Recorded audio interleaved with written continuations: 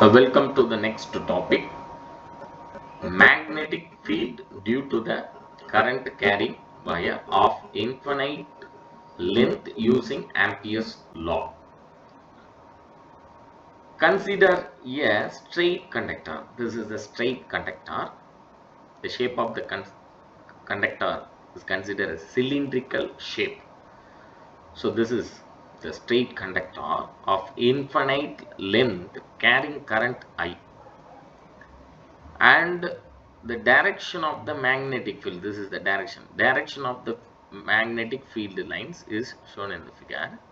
Since the wire geometrically cylindrical, shape of the wire is cylindrical in shape and symmetrically about its axis, we construct an Amperean loop in the form of a circular shape. This is the Amperean loop in the form of circular shape at a distance here or from the center of the conductor as shown in the figure. So from the Ampere's law we get, what is the formula? Line integral B vector dot dl vector is equal to mu naught into I, that means current. Already we know this formula from the Ampere's circuital law. Here dl vector is the line element along the Amperean loop. This is the line element of the Amperean loop tangent to the circular loop. Hence the angle between magnetic field vector and the line element is 0. Therefore the equation becomes line vector B into dl is equal to mu naught into I. So where I is the current enclosed by the Amperean loop here. Amperean loop. Due to the symmetry, the magnitude of the magnetic field is uniform over the Amperean loop. This magnetic field should be uniform over along the Amperean circular loop. So due to the symmetry, the magnitude of the magnetic field is uniform over the Amperean loop. We can take B out of the integration because B is uniform. Uniform means constant along the Amperean loop. That is why constant cannot be integrated. That is why we can take B out of the integration. So the next step is B line integral dl is equal to mu naught into I. For a circular loop, the circumference of the circle is nothing but 2 pi r, which implies line integral 0 to 2 pi r. Maximum length is 2 pi r because circumference of the circular loop. This is the circumference of the circular loop. So 0 initial, final 2 pi r. Integration symbol. Then dl is equal to mu naught into I. So integration of dl is nothing but L. L means circumference of the circle. So L can be written as 2 pi r because circumference of the circle. B vector dot 2 pi r is equal to mu naught into I. So rearrange this equation, we get B is equal to mu naught I. This 2 pi r value goes to right hand side, means automatically goes to denominator. So B is equal to mu naught I divided by 2 pi r. In vector form, the magnetic field is B vector is equal to mu naught I divided by 2 pi r into n cap, where n is the unit vector. Already we know this term.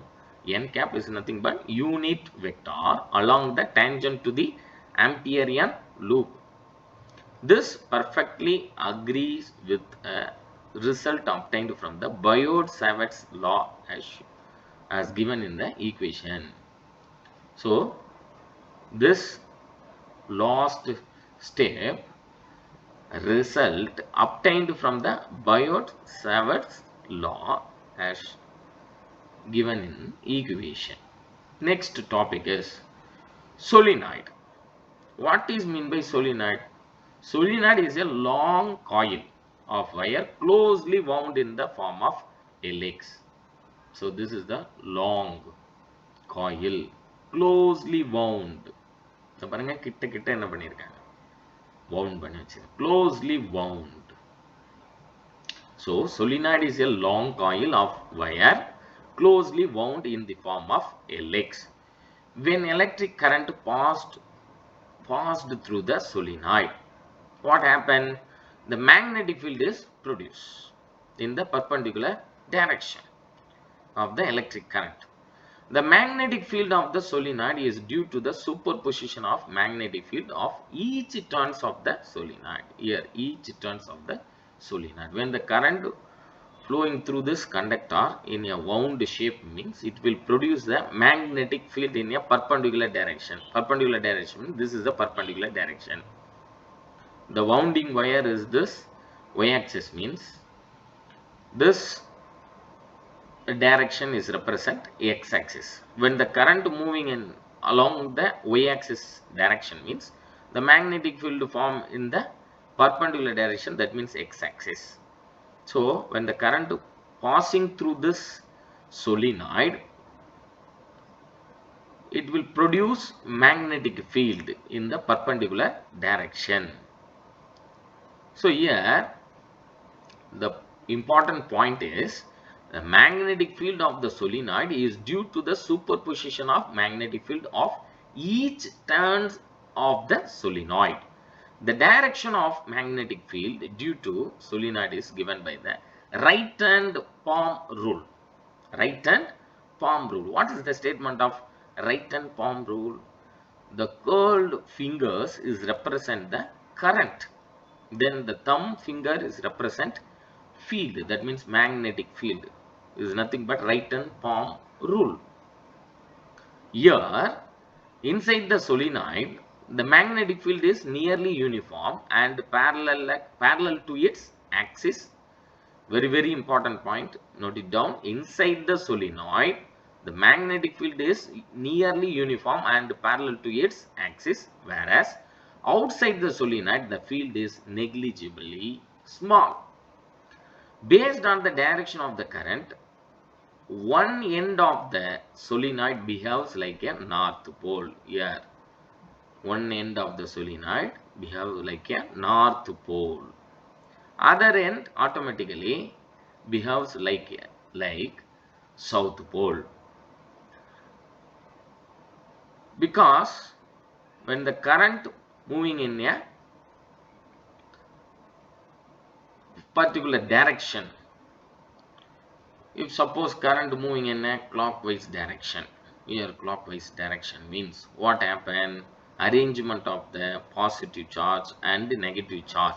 Here this end, total amount of positive charge stored in this end, then another kind of negative charges are all arranged in this other end. So positive charges is nothing but arrangement of positive charge in this end is nothing but north pole. Arrangement of the negatives, that means minus charges, is nothing but south pole. So that is why solenoid behaves like north pole and the other end behaves like south pole. The current carrying solenoid is held in right hand. The current carrying solenoid is held in right hand. If the fingers curl in the direction of the current, this finger curl in the direction, this is the right hand palm rule, direction of current, then extend thumb gives the direction of magnetic field of current carrying solenoid. Hence the magnetic field of a solenoid looks like the magnetic field of a bar magnet. This is looks like a bar magnet because north pole, south pole behaves like a bar magnet. The solenoid is assumed to be long, which means that the length of the solenoid is large. when compared to its diameter, the winding need not to be always circular. The winding need not to be always circular. It can also be in other shapes. We consider here only circular wound solenoid in this chapter. Thank you.